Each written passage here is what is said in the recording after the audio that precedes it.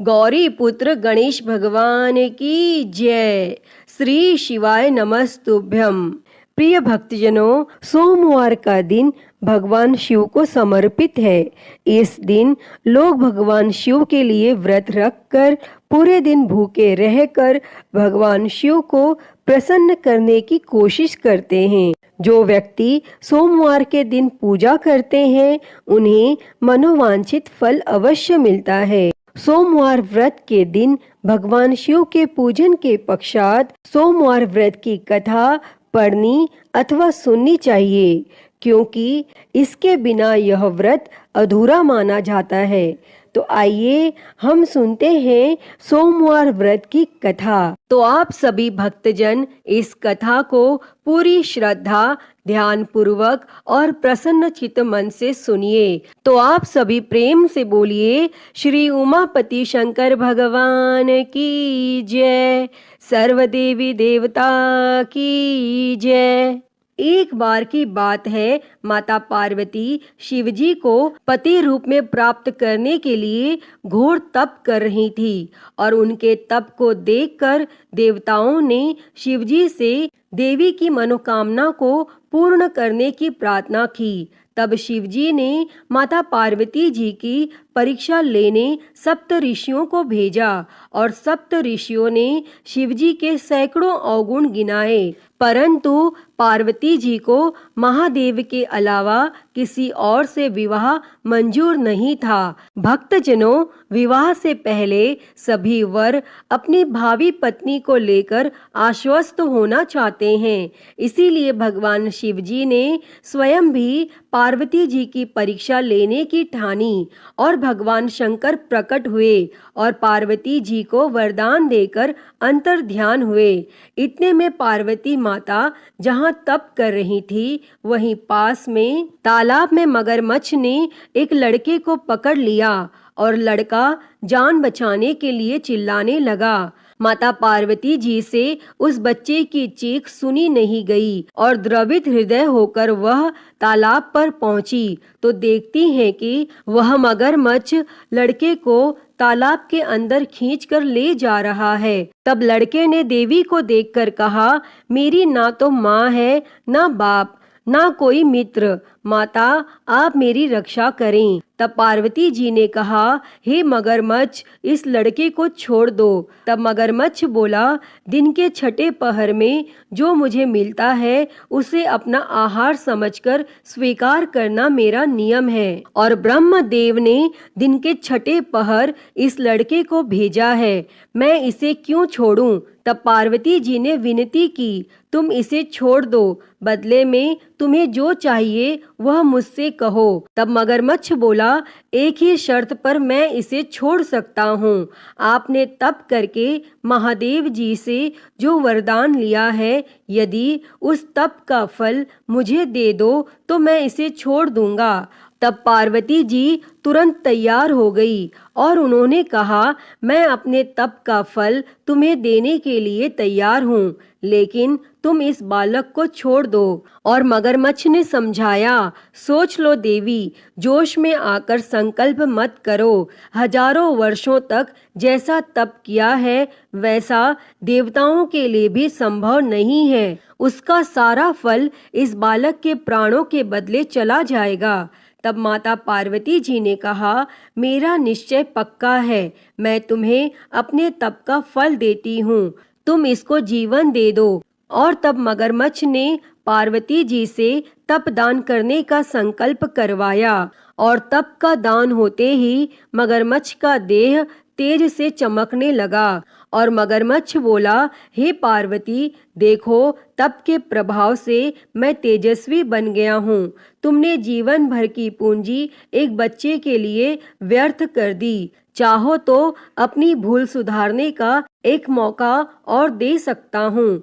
तब पार्वती जी ने कहा, हे ग्राह, तब तो मैं पुनः कर सकती हूँ, किंतु यदि तुम इस लड़के को निगल जाते तो इसका जीवन वापस नहीं मिल सकता था। और देखते ही देखते वह लड़का अदृश्य हो गया और मगरमच्छ भी लुप्त हो गया। तब पार्वती जी ने विचार किया, मैंने तब तो दान कर दिया है और अब पुनः तप आरंभ करूंगी। और पार्वती जी ने फिर से तप करने का संकल्प लिया। तब भगवान सदाशिव फिर से प्रकट होकर बोले, पार्वती भला अब क्यों तप कर रही हो? तब पार्वती जी ने कहा, प्रभु मैंने अपने तप का फल दान कर दिया है। आपको पति रूप में पाने के संकल्प के लिए मैं फिर से वैसा ही घोर तप कर आपको प्रसन्न करूंगी। और तब महादेव जी बोले, मगरमच्छ और लड़के दोनों रूपों में मैं ही था, और तुम्हारा चित्त प्राणी मात्र में अपने सुख दुख का अनुभव करता है या नहीं, इसकी परीक्षा लेने को मैंने यह लीला रची थी। अनेक रूपों में दिखने वाला मैं एक ही हूँ। मैं अनेक शरीरों से अलग निर्विकार हूँ। तुमने अपना तप मुझे ही दिया है, इसीलिए अब और तप करने की कोई जरूरत नहीं है। तब देवी ने महादेव को प्रणाम कर प्रसन्न मन से विदा किया। तो सभी प्रेम से बोलिए, शंकर पार्वती भगवान की जय। हर हर महादेव। प्रिय भक्तजनों, आइए अब सुनते हैं सभी मनोकामनाओं को पूरी करने वाली अगली कथा। एक समय की बात है, एक गांव में भगवान शिव जी का परम भक्त एक ब्राह्मण रहता था। वह ब्राह्मण जब तक रोज सुबह ब्रह्म मुहूर्त में उठकर नित्य कर्मों से निवृत्त होने के पश्चात भगवान शंकर का पूजन नहीं कर लेते थे, तब तक उन्हें चैन नहीं पड़ता था। और जो कुछ भी दान दक्षिणा में आ जाता, उसी से वह ब्राह्मण अपना गुजारा करते थे। और दयालु इतने थे कि जब भी कोई जरूरतमंद मिल जाता तो अपनी क्षमता के अनुसार उसकी सेवा जरूर करते थे। और इस कारण शिवजी के परम भक्त ब्राह्मण देवता गरीबी का जीवन व्यतीत कर रहे थे। और ब्राह्मण की इस दानी प्रवृत्ति से उनकी पत्नी उनसे चिढ़ती तो थी, किंतु उनकी भक्ति परायणता को देख उनसे अत्यधिक प्रेम करती थी। इसीलिए वह कभी भी उनका अपमान नहीं करती थी। और साथ ही अपनी जरूरत का धन वह आस पड़ोस में मजदूरी करके जुटा लेती थी। एक समय ऐसा आया जब मंदिर में दान दक्षिणा कम आने लगी, जिससे उन पंडित जी को आर्थिक तंगी का सामना करना पड़ा।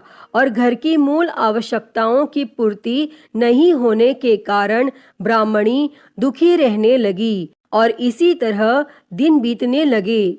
एक दिन महाशिवरात्रि का दिन आया और उस दिन भी पंडित जी हमेशा की तरह ब्रह्म मुहूर्त में उठकर नित्य कर्मों से निवृत्त होने के लिए नदी की ओर चल दिए। संयोग से उस समय उस राह से पार्वती जी और शिवजी गुजर रहे थे। तब अचानक से पार्वती जी की नजर उस ब्राह्मण पर पड़ी। और आज पंडित जी महाशिवरात्रि को लेकर इतने उत्साहित नहीं थे जितने कि अक्सर हुआ करते थे। और तब पार्वती जी को बात समझते देर नहीं लगी और उन्होंने भगवान शिव जी से कहा, हे भगवान, यह ब्राह्मण देवता प्रतिदिन आपकी उपासना करते हैं, फिर भी आपको इसकी चिंता नहीं है। और पार्वती जी की बात सुनकर शिवजी बोले, देवी, अपने भक्तों की चिंता मैं नहीं करूँगा तो कौन करेगा? तब पार्वती जी बोली,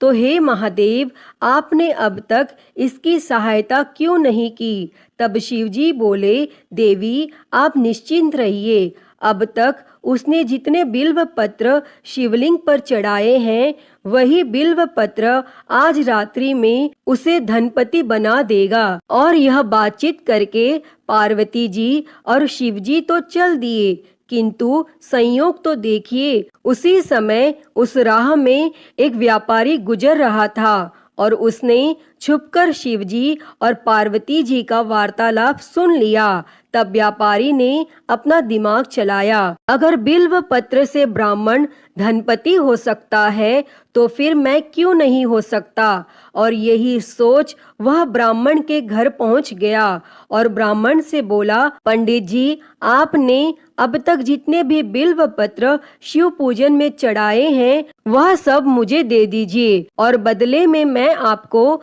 100 स्वर्ण मुद्राएं दूंगा। तब पंडित जी ने अपनी पत्नी से पूछा तो वह बोली, पुण्य का दान ठीक तो नहीं है, किंतु अगर आपका मन करे तो दे दीजिए, और हमें धन की जरूरत है, इसीलिए दे दीजिए। और तब पंडित जी ने सारे बिल्व पत्र बोरे में भरकर सेठ जी को दे दिए, और बिल्व पत्रों का बोरा लेकर सेठ जी पहुंच गए मंदिर, और शिवलिंग पर चढ़ाकर देखने लगे कि कब शिवजी कृपा करेंगे और कब वह और धनपति बन जाएगा। तब प्रतीक्षा करते करते सेठ जी को आधी रात हो गई, और सेठ जी चमत्कार देखने के लिए बहुत उतावले हो रहे थे, और आखिर में तीसरा पहर गुजरने के बाद सेठ जी के सब्र का बांध टूट ही गया, और क्रोध में आकर सेठ जी ने शिवलिंग को झंझोरने लगे।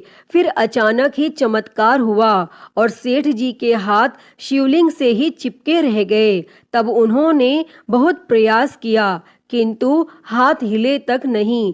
थक हार कर सेठ जी शिव जी से क्षमा याचना करने लगे, तो शिव जी बोले, हे लोभी सेठ, जिस ब्राह्मण से तूने यह बिल्व पत्र खरीदे हैं उसे 1000 स्वर्ण मुद्राएं दे, तब जाकर तेरे हाथ छूटेंगे। और प्रातः काल जब पंडित जी पूजन के लिए आए तो उन्होंने देखा कि सेठ जी के हाथ शिवलिंग से चिपके हुए हैं और सेठ जी रो रहे हैं। तब उन्होंने पूछा तो सेठ बोला, पंडित जी, शीघ्रता से मेरे बेटे को 1000 स्वर्ण मुद्राएं लेकर मंदिर आने को कहिए। तब पंडित जी ने सेठ के बेटे को बुलाया, और सेठ ने वह स्वर्ण मुद्राएं ब्राह्मण को दिलवा दी। तब जाकर सेठ के हाथ शिवलिंग से छूटे, और यह देखकर पार्वती जी शिवजी से पूछती हैं, हे नाथ, आपने अब तक अपने भक्त को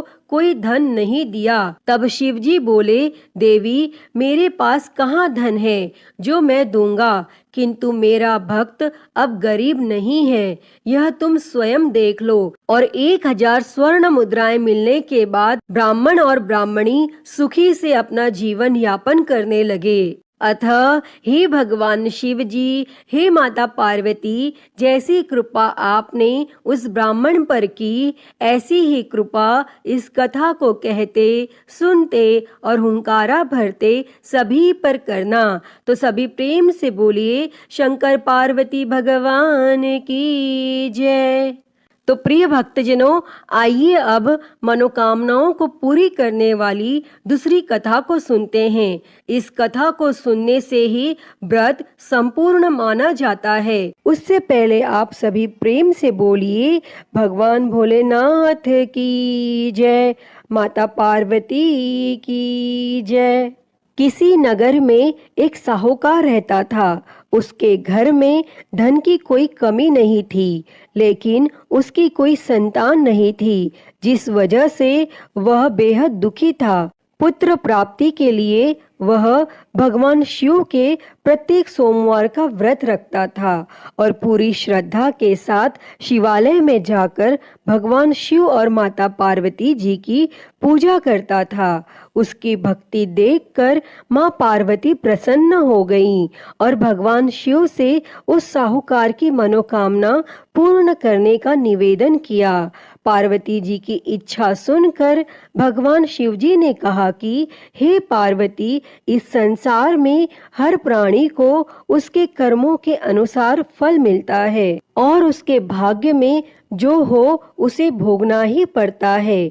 लेकिन माता पार्वती जी ने साहूकार की भक्ति का मान रखने के लिए उसकी मनोकामना पूर्ण करने की इच्छा जताई। तब माता पार्वती के आग्रह पर भगवान शिव जी ने साहूकार को पुत्र प्राप्ति का वरदान तो दे दिया, लेकिन साथ ही यह भी कहा कि उसके बालक की आयु केवल 12 वर्ष होगी। तब माता पार्वती और भगवान शिवजी की इस बातचीत को साहूकार सुन रहा था। उसे ना तो इस बात की खुशी थी और ना ही गम। वह पहले की ही भांति भगवान शिवजी की पूजा करता रहा और कुछ समय उपरांत साहूकार के घर एक पुत्र का जन्म हुआ। जब वह बालक 11 वर्ष का हुआ तो उसे पढ़ने के लिए काशी भेज दिया गया। साहूकार ने पुत्र के मामा को बुलाकर उसे बहुत सारा धन दिया और कहा कि तुम इस बालक को काशी विद्या प्राप्ति के लिए ले जाओ और मार्ग में यज्ञ करवाते जाना।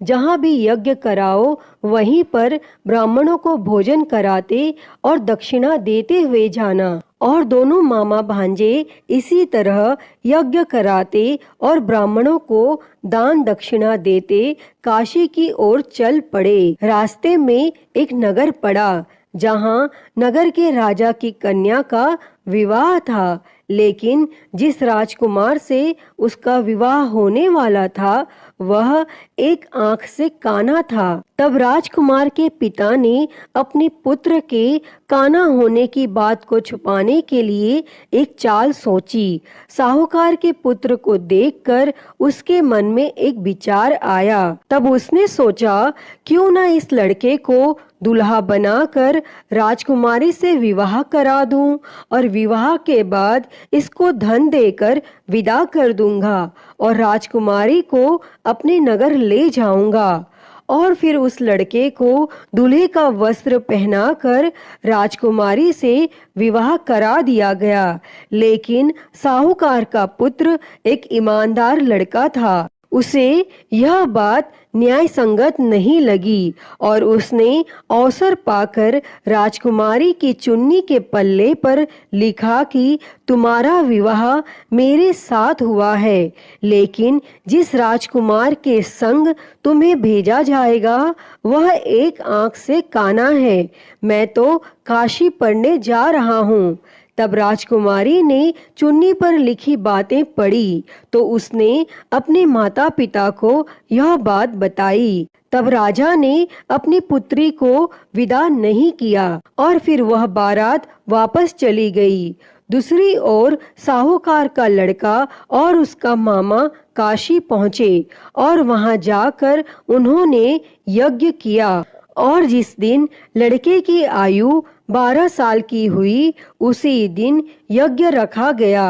लड़के ने अपने मामा से कहा कि मेरी तबीयत कुछ ठीक नहीं है। तब मामा ने कहा कि तुम अंदर जाकर सो जाओ और भगवान शिवजी के वरदानानुसार कुछ ही क्षणों में उस बालक के प्राण निकल गए और मृत भांजे को देखकर उसके मामा ने विलाप शुरू किया। संयोगवश उसी समय भगवान शिवजी और माता पार्वती उधर से जा रहे थे।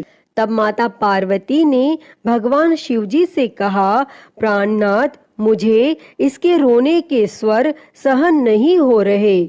आप इस व्यक्ति के कष्ट को अवश्य दूर करें। और जब भगवान शिवजी मृत बालक के समीप गए तो वह बोले कि यह तो उसी साहूकार का पुत्र है जिसे मैंने 12 वर्ष की आयु का वरदान दिया था।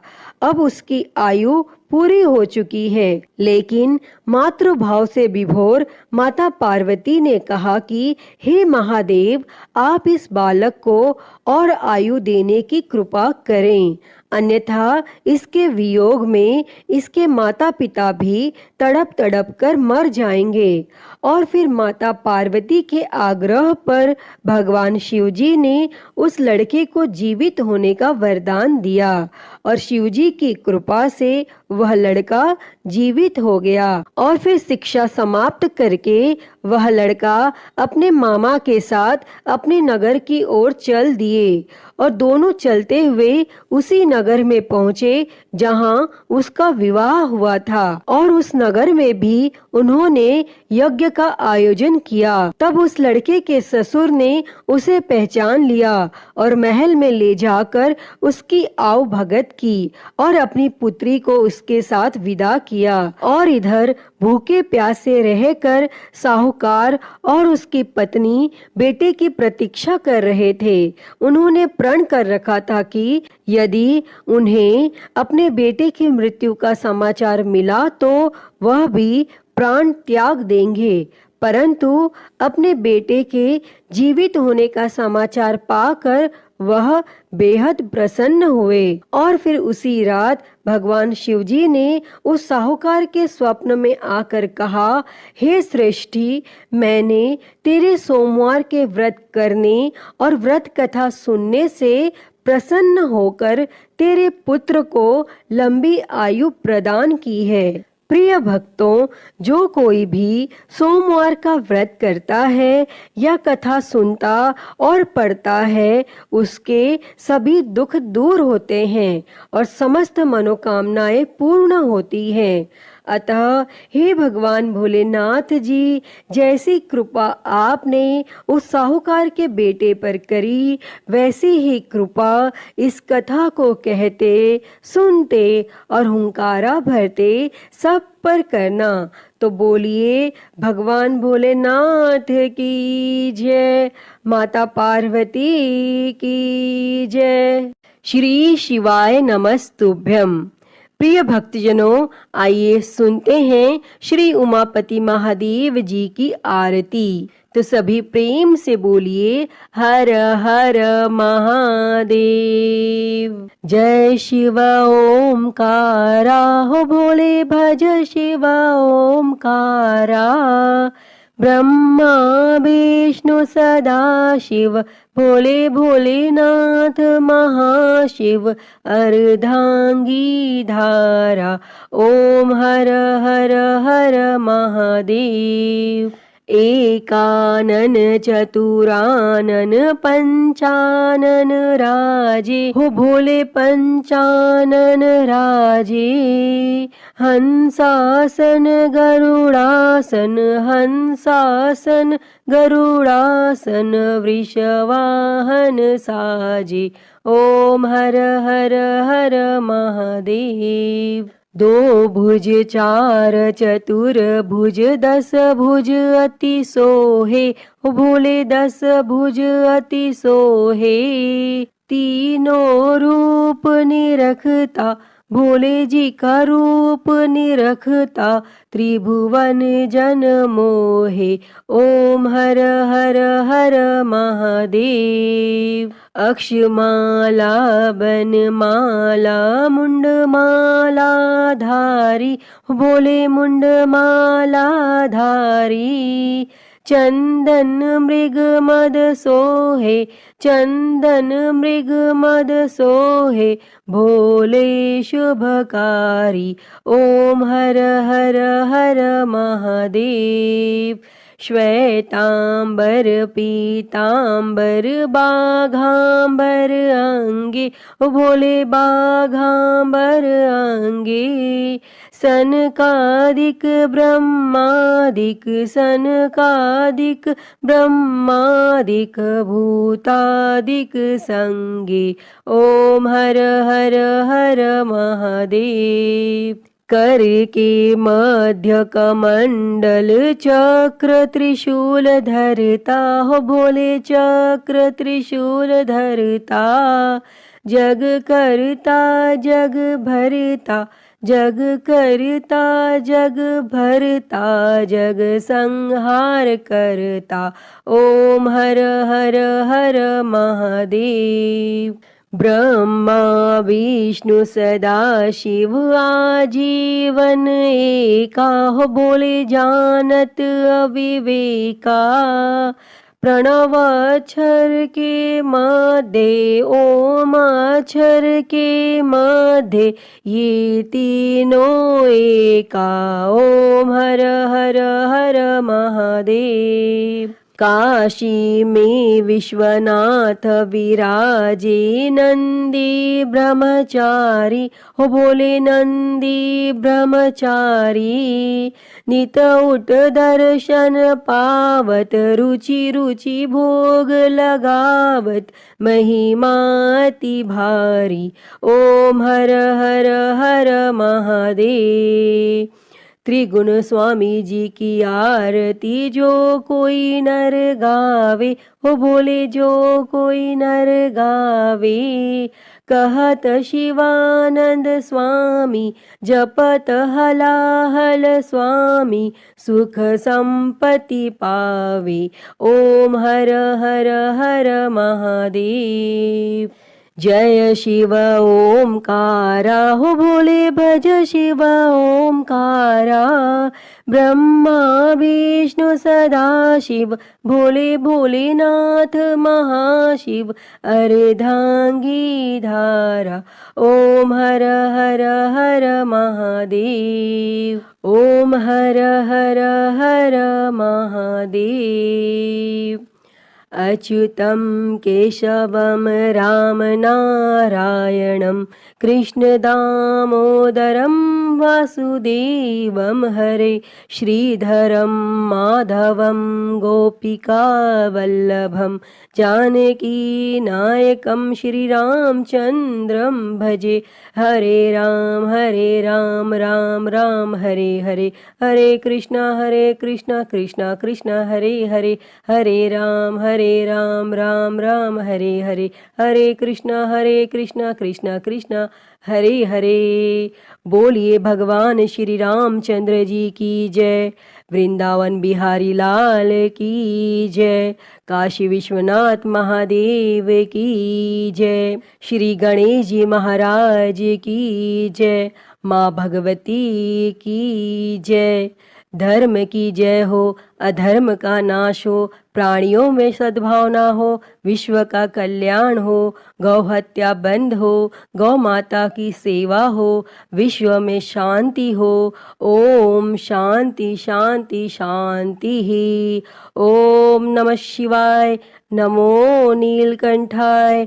ओम नमः पार्वती पते, हर हर महादेव।